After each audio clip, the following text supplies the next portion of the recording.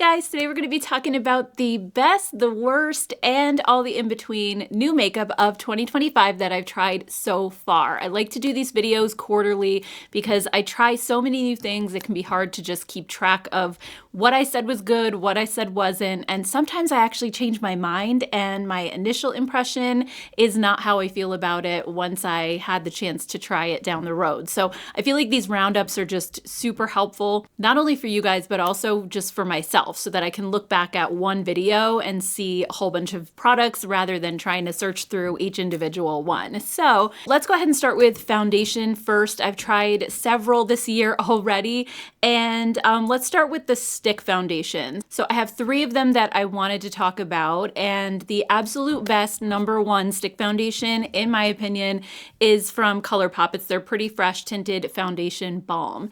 I love this formula, and another thing I love is that I was able to find my perfect shade in this. It was Fair 3.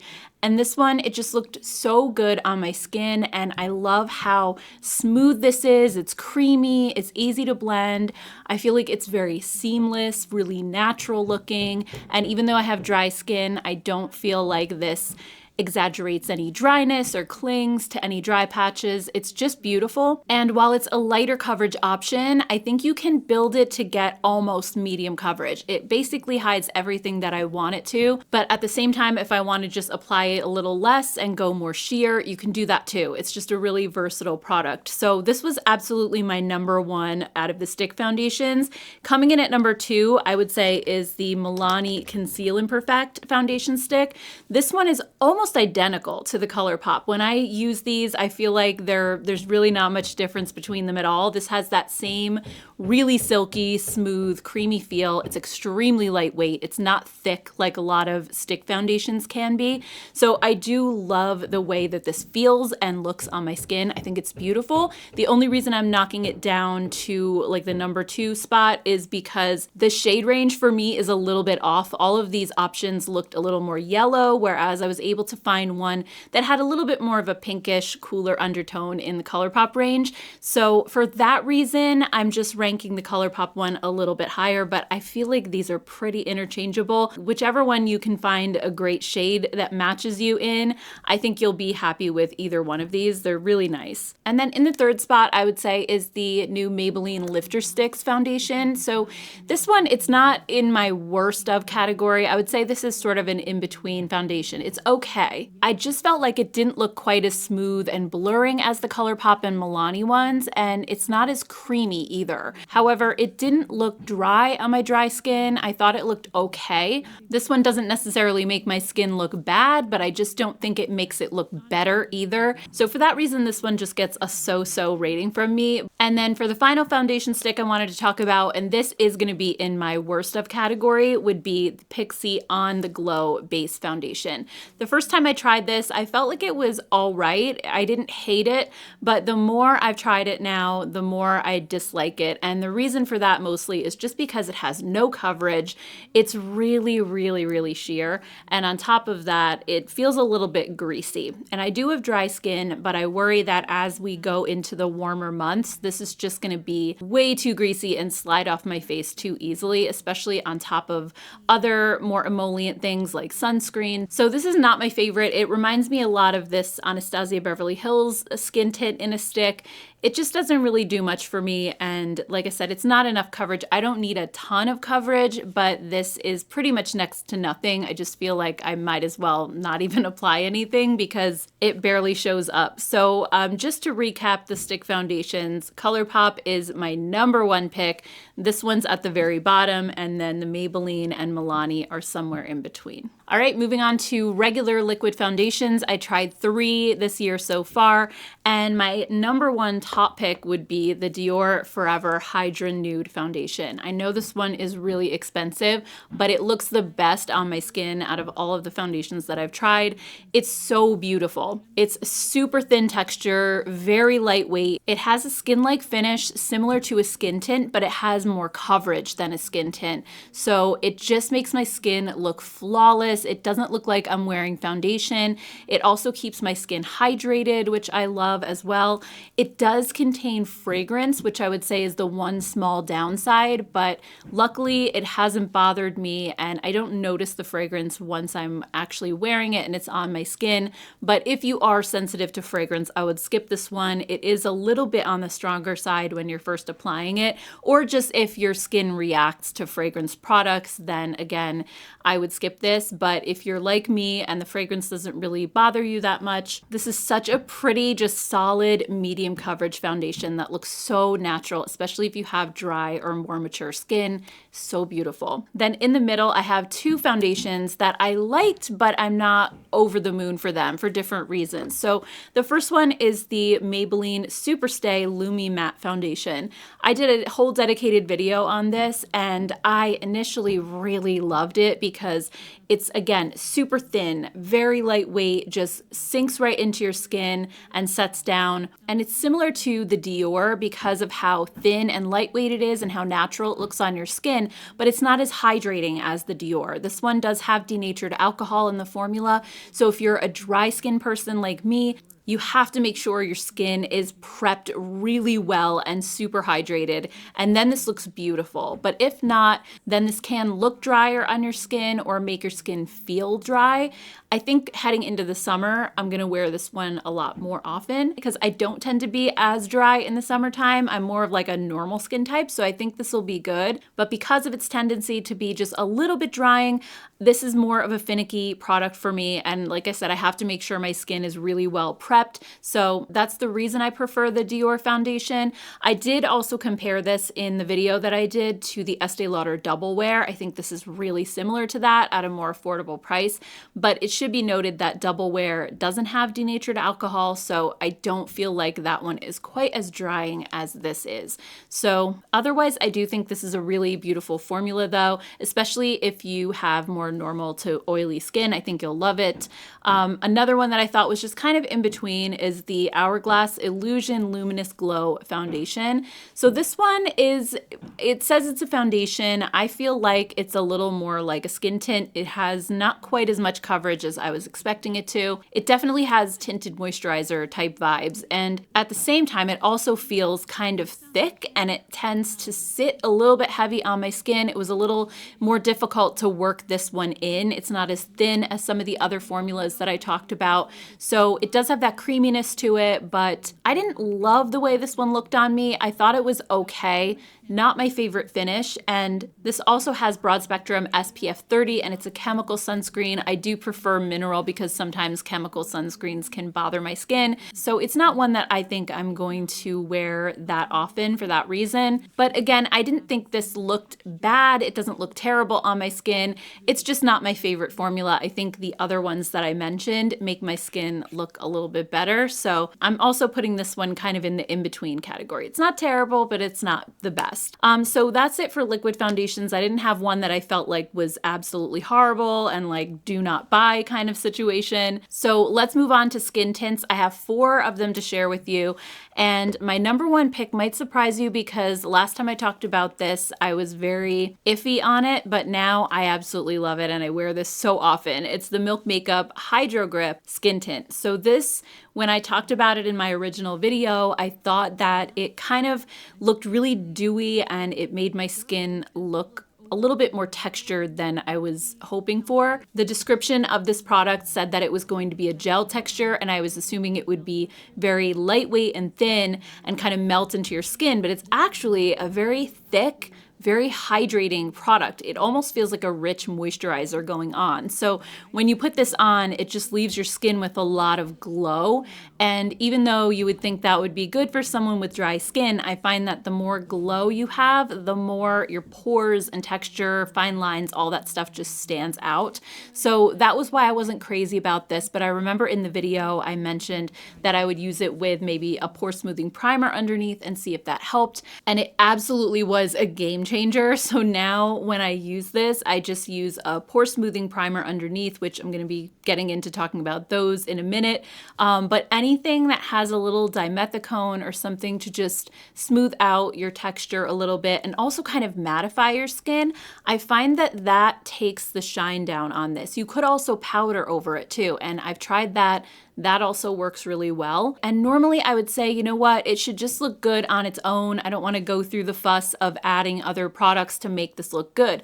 But the reason that I love it so much is because it's so long lasting. It has the Hydro Grip technology, whatever it is that they put in the formula, and it really lasts all day. I mean, most often I'm looking in the mirror at night and I see foundation rubbed off on my nose or my chin, and this just stays in place all day. So I love that about it, and I feel like that alone makes me want to make it work a little bit more. Another thing that I like to do is I just apply it with a dense brush, and I try not to put too much. I think the first time I tried it in the video, I put on a lot, and this is a really, like I said, it's thick and rich, so I just take a little dot and just start working it into my skin, and it spreads pretty far. So I think if you put too much of this, you're gonna get like this crazy glazed donut kind of look, and if you don't want that, just use the product sparingly, and I think you'll be surprised at how far this actually goes on your skin. So this one is definitely in my #1 spot. It's one of the longer lasting foundations that I've used, and I do enjoy how hydrating it is. It doesn't make my skin look dry or cling to dry patches or anything. Coming in at the kind of middle of the road section, I would say the Versed Multi Serum Skin Tint. This has an SPF of 40, mineral sunscreen, so I really love that they did that. And the first time I tried this on camera too, I really loved it. I thought it looked good.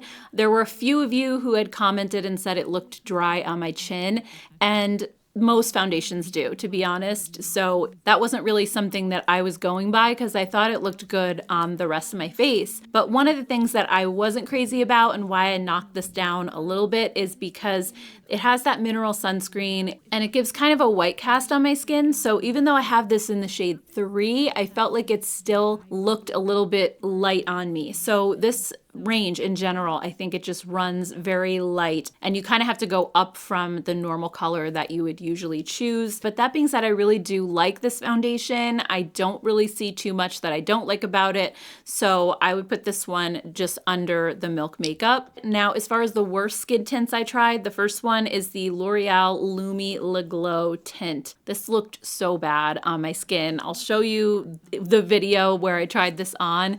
I just think it makes my skin look so textured, and unlike the Milk Makeup one, that made my skin look textured because of how hydrating it is. It doesn't have glow in it. This actually has like glowy particles, and there's not really a whole lot you can do about that. Plus, I just felt like this formula felt really dry on me. It doesn't have alcohol in it or anything. I did look at the ingredient list, but it almost feels like it does. It has that super, super thin, liquidy type of feel, and for whatever reason I just didn't find that this was the most hydrating. So this was definitely down at the bottom of my list.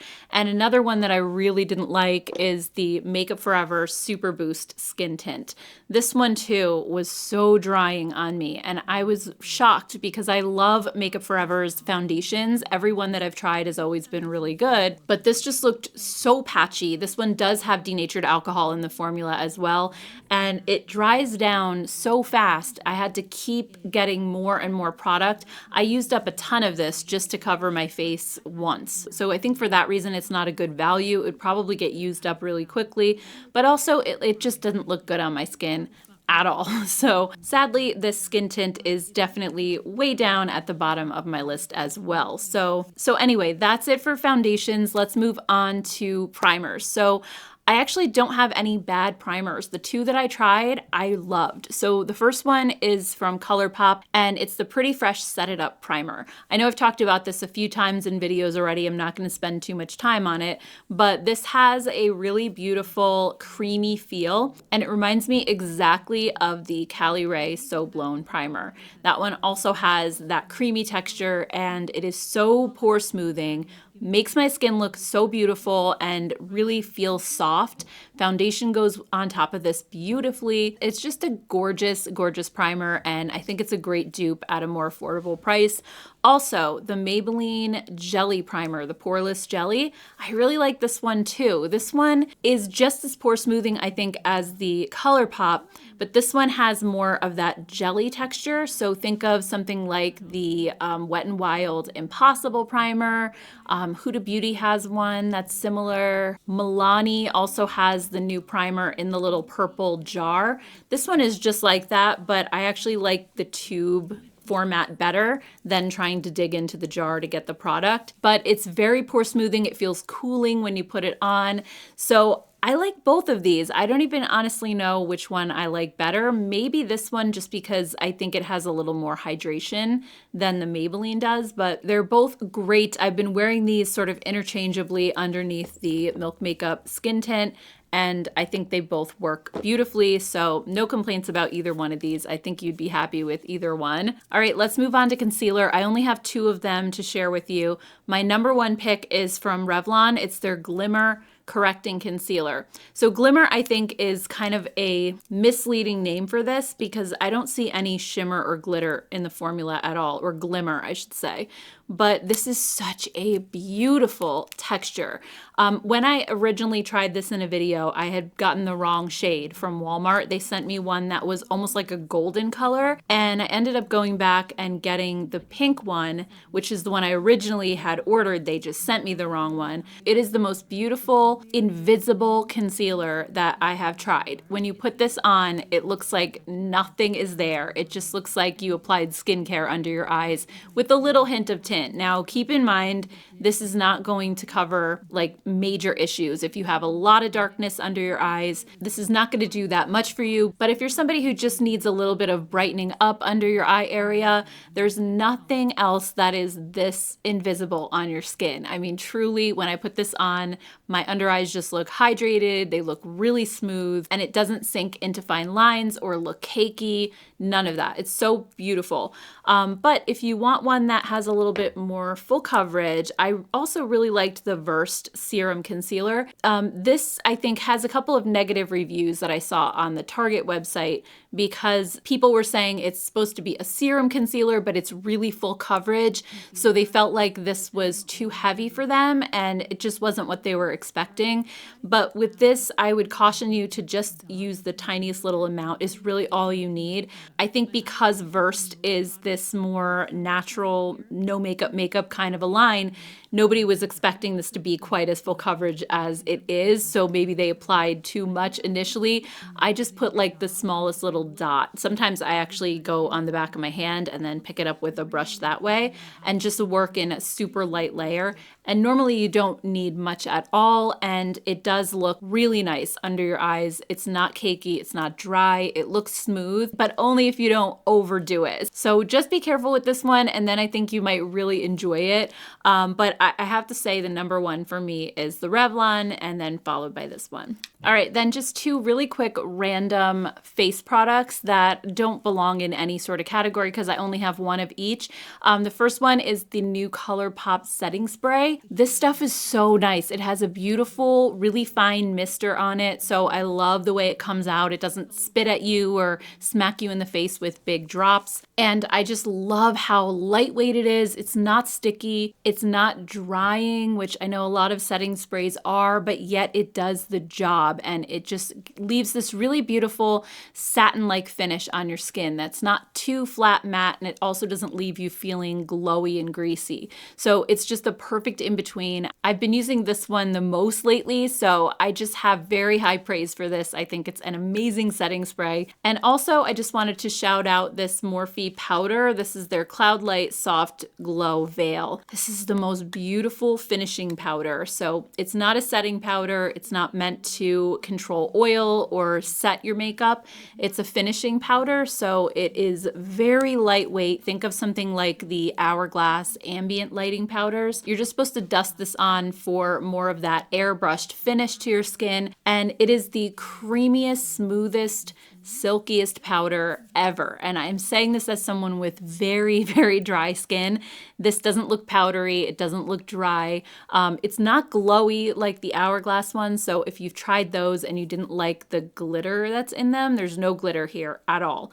And I wouldn't even say this is glowy. It's more of a satin finish. It just doesn't make your skin look flat or matte like other powders will. So if you're just looking for something to dust on over, let's say something like the Milk Makeup Hydro Grip that's a little bit more glowy and dewy, and you just want to tamp that down and give your skin more of that airbrushed look, this is absolutely beautiful for that. So definitely check these powders out. I've heard a lot of good things about them. There's a lot of people who are really enjoying this formula, myself included. So, all right, let's move on to blush. I do have a ton of new blushes that I wanted to talk about. At the top of my list, there are actually 3. I couldn't just pick one, but these are the 3 that when I'm going to put blush on, I reach for one of these 3 normally. The first one is the Huda Beauty Blush Filter in Ube Cream. So I know that the blush filter came out back in 2024, but this color is new for 2025. And it's like my favorite color that she's ever come out with. It's so beautiful. It's like this gorgeous lilac purple shade. And I wear a lot of cool tones, so this is normally the one that I'll reach for first. And I just love this formula because of how blurring it is on your cheeks. It just kind of makes your pores disappear. I love it. So I had to shout out the Ube color. She also had a couple other new colors that came out this year, and they're beautiful, but this is the one that I wear the most, hands down. In the number 2 spot is this new About Face Blush Rush blush. So also I got this one in a purple shade. It's called Jumpstart. And when I tried this on camera for the first time, I remember being shocked at how gorgeous this color looks. It looks very purpley when I first put it on, but it just melts into this beautiful cool tone pink on me. And I love the thin serum-like texture that these have. They're almost bordering on an oil blush. They're a really interesting formula and something different, more unique, but I love it. And they are so easy to blend on your skin, almost mistake proof. I actually went back and got another color as well. I just really enjoyed this formula so much. So this is another one I would highly recommend. And then the third one that's in my best of category would have to be these CoverGirl Skin Enhancer blush sticks. These are beautiful too.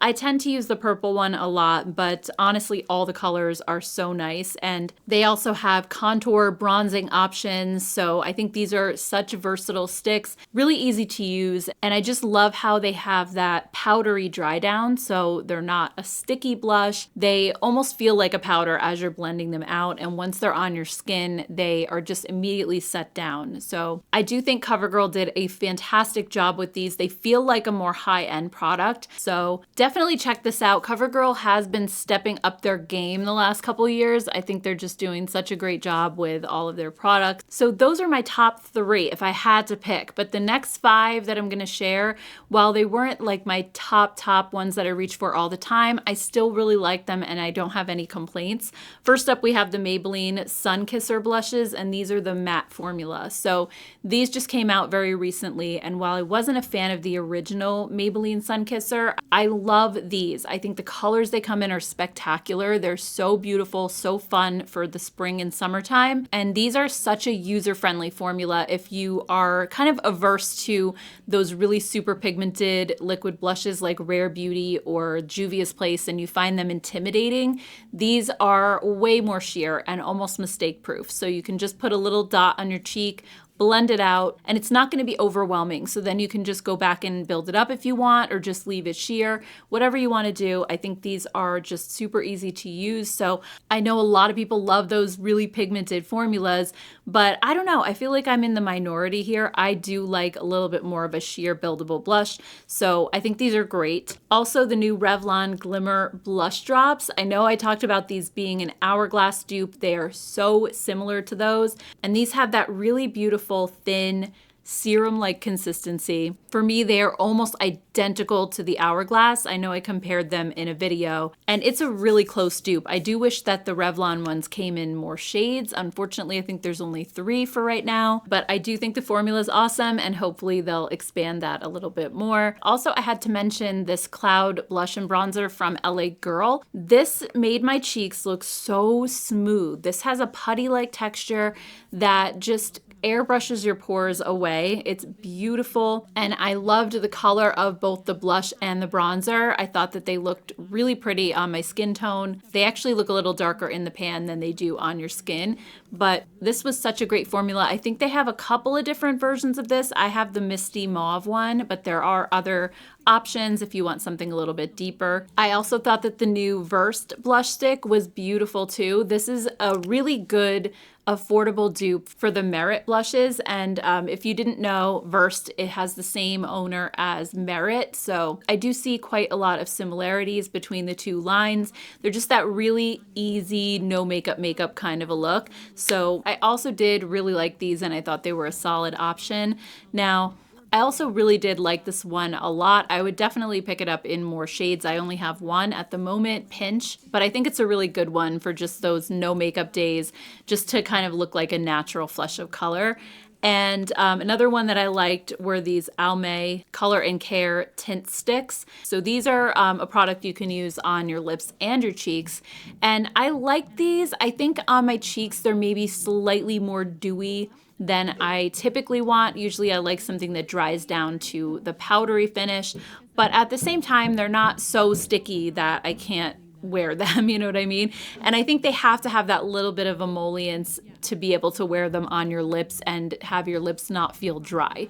And I do like these 2-in-1 type of products because you can coordinate your lips and cheeks really easily. So these were actually really nice. I like to see Almay coming out with new things because their line almost gets forgotten about a lot of the time. So it would be really cool to see them make a comeback. I don't know if they will, but I thought these were definitely a solid offering from them. Then when it comes to cheek products I wasn't crazy about, I would say the Glow Recipe blush drops were just okay. I thought they were pretty when first applied, and I love this color. I have the berry one. I think it's so beautiful, but unfortunately this did not last on me for more than about an hour and it was gone.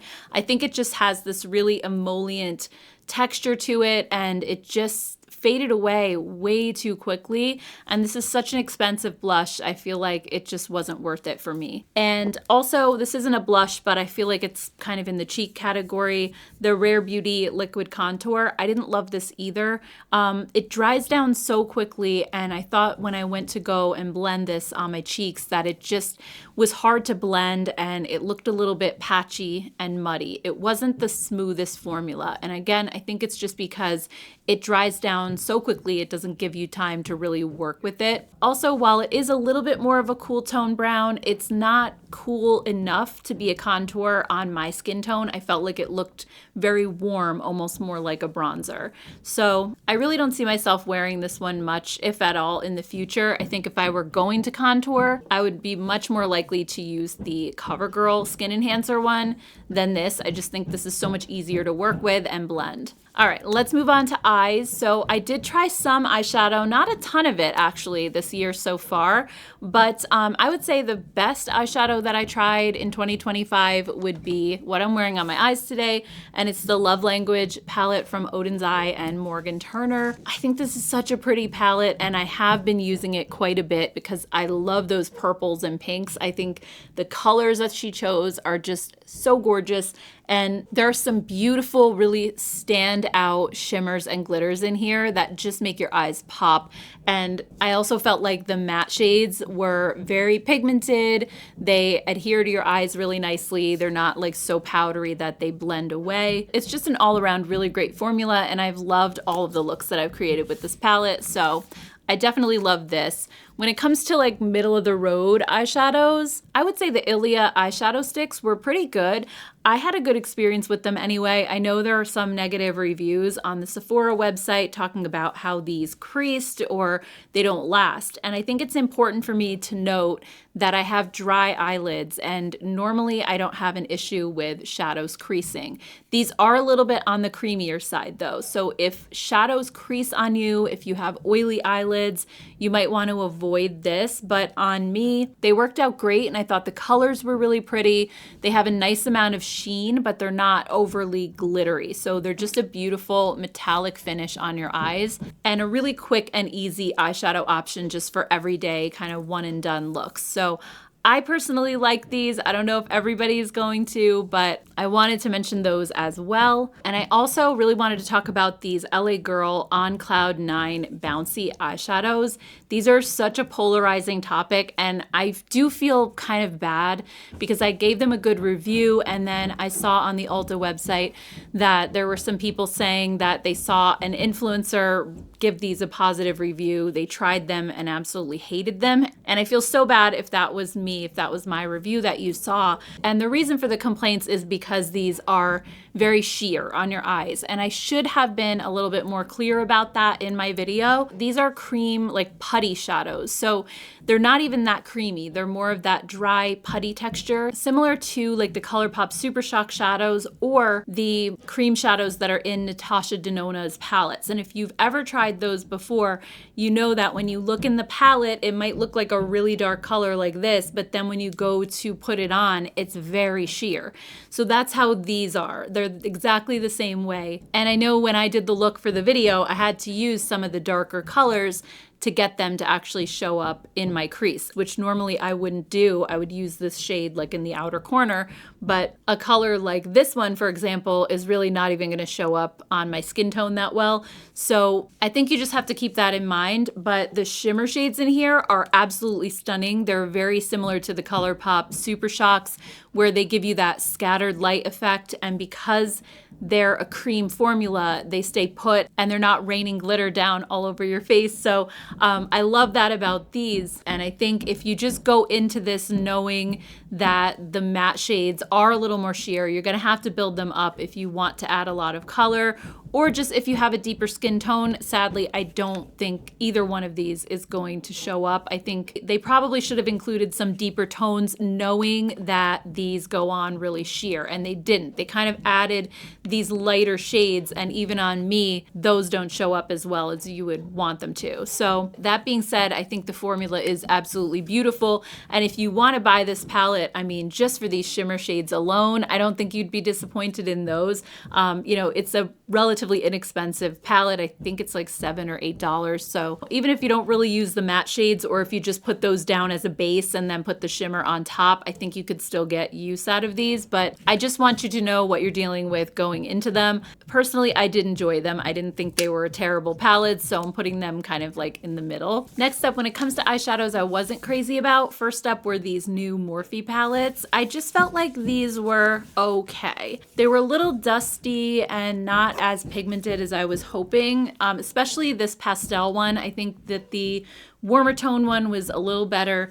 I just felt like I really had to work to get these to show up on my eyes, so I was kind of bummed about that. I think they're just a little chalky, and they remind me of kind of like older drugstore formulas from back in the day that you really just had to like work hard to get them to show up on your eyes.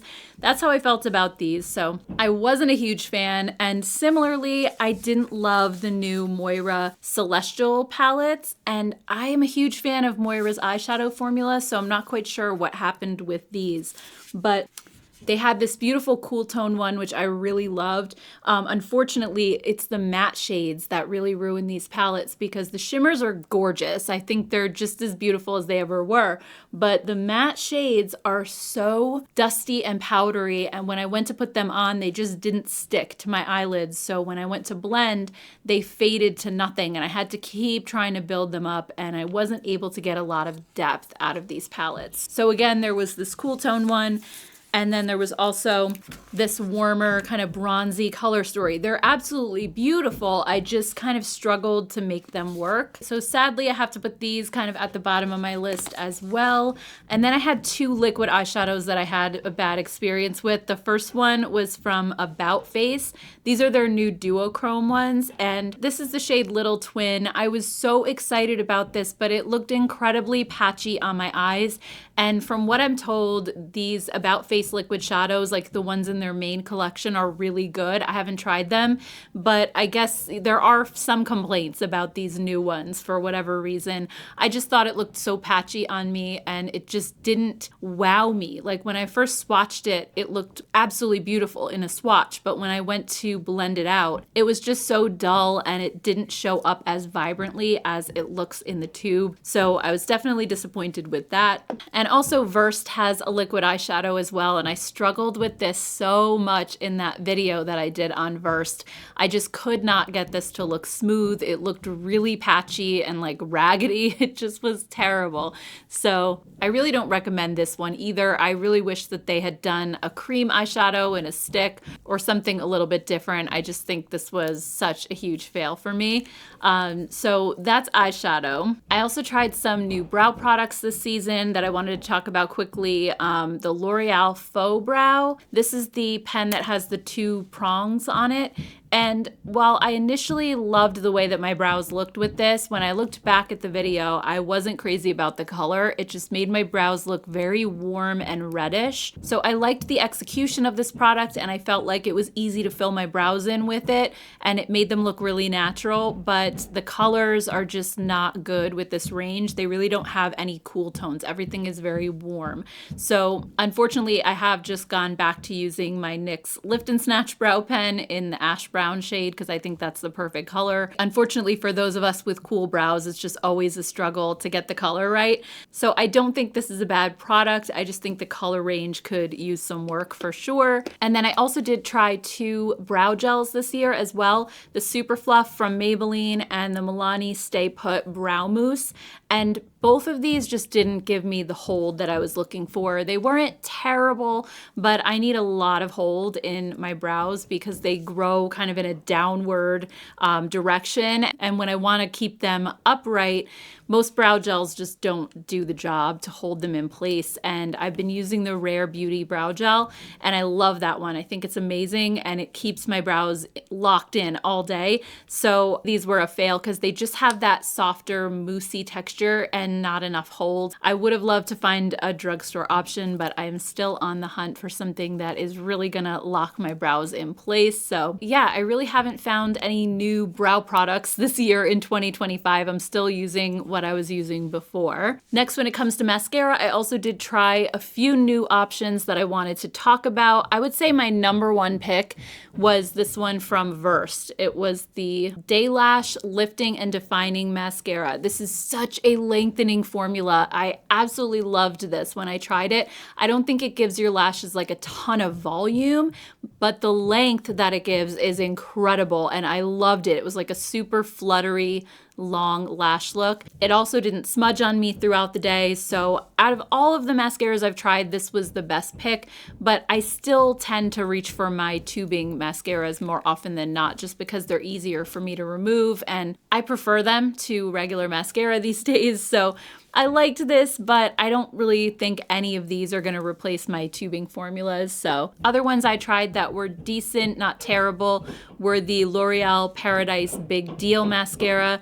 I'm sorry, by the way, if you hear tapping, we're having a new roof put on and now I think they're kind of coming this way. They might be over this room, so I apologize. I have to finish this video though right now because my son's coming home from school and then I'm not going to be able to do it. So anyway, L'Oreal Paradise Big Deal. This one was all right, but I didn't feel like it did much for my lashes.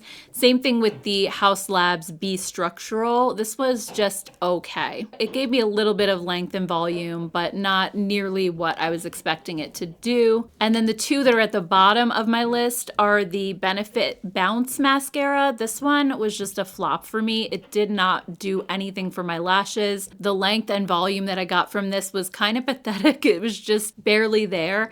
And same thing with the Grande Wrap Lash Mascara. This is a tubing formula, so I thought I was going to absolutely love it, but it feels so cheap. It's a really expensive formula, and the brush feels like it should be on like a $2 or like a dollar store mascara. Like, it is so lightweight and just, it doesn't grip to your lashes as you're putting this on. And I also just didn't feel like the formula did much for me either. It didn't add as much length and volume as I wanted. So definitely skip this one. I actually haven't seen one good review on it so far, so I feel like everybody feels the same way about it. All right, guys, next up, I have some new lip products to talk about. In my number one position is the ColourPop Fresh Kiss Glossy Balms. I know I've talked about these a bunch, but they're so good.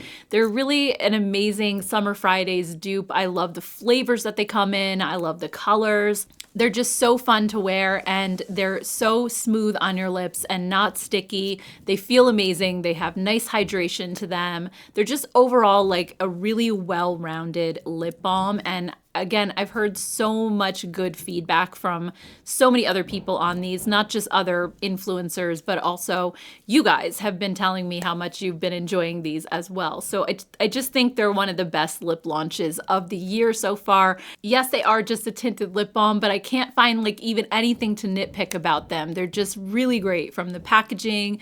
The applicator is that nice rubbery soft one. The flavors are really well done. The colors are so pretty. Those are definitely in my number one spot.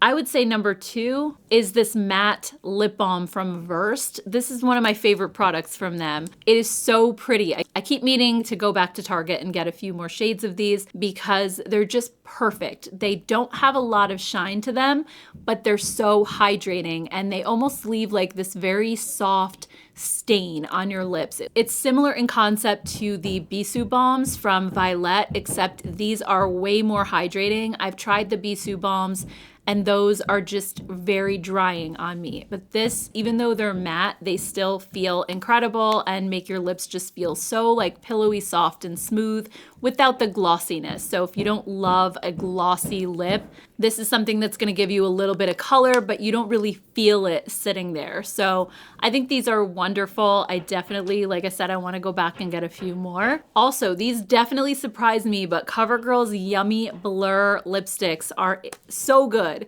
These make my lips look incredibly smooth. I remember when I tried them on in a video and I was blown away because I do have a lot of lines in my lips, and usually I need something very emollient, really shiny to kind of cover those up. And something matte like this would just make them look 10 times worse, right? But these amazingly make my lips look so smooth and airbrushed, and they have this really creamy feel to them, even though they're a matte. So I find that they're not a drying formula like a lot of matte lipsticks are. I love them. I actually just ordered a couple more shades from Ulta because I've been wearing them so much lately and getting use out of them, and I only had 2 shades. So there were a couple more that I wanted to try. I think there were 2 more. So I got those as well. I'll have to show you guys at some point. But those are so great. One of the only matte lipsticks that I feel like I can wear as somebody with dry lips. Another thing that I really loved, I mean, honestly, the lip products were almost all winners this time. The Pixie Lip Mask. This is like a bouncy lip mask, and I think it's kind of similar to the one from Laneige.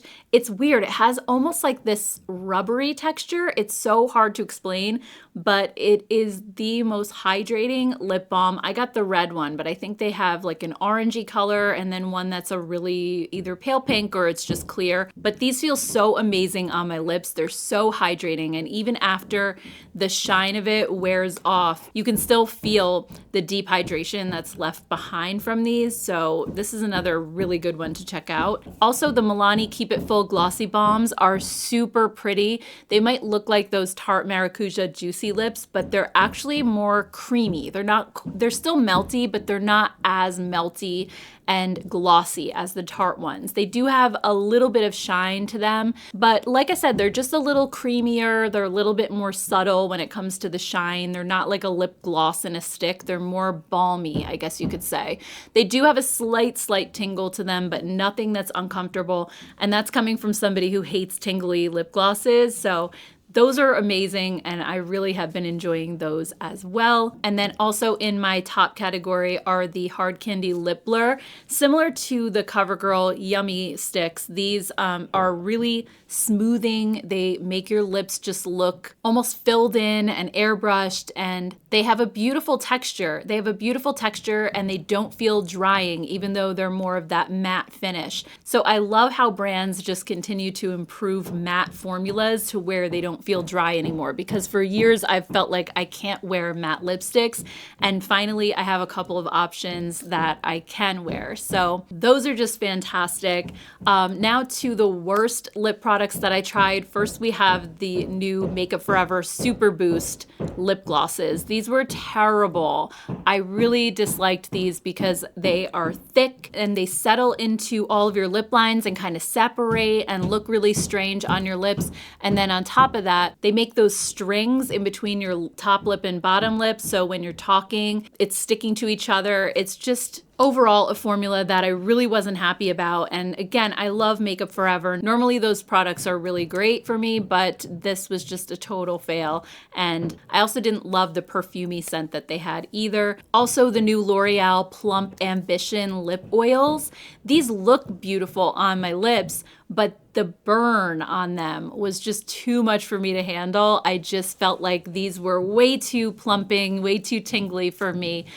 Like I said, I liked the colors. I thought they made my lips look nice and smooth. I don't really think that they plumped. I think if anything, they were just irritating my lips, but those were a big miss for sure. So anyway, guys, that's everything that I've tried so far this year. I hope that this was helpful, and I will be doing another one of these videos in June. So anything I try from now until then, we'll chat about it at that point. But, you know, as always, when I do first impressions and things like that, just know that sometimes my opinions may change when I do my quarterly reviews. But I think for the most part, I felt the same way about these products when I initially tried them as I do now. So anyway, thank you so much for hanging out with me today. I really appreciate it. And if you do have some extra time and you'd like to watch another video, I'll put one right there that you could check out next. Thank you guys so much. I hope you have a great rest of your day, and I will see you in my next one. Take care, guys. Bye.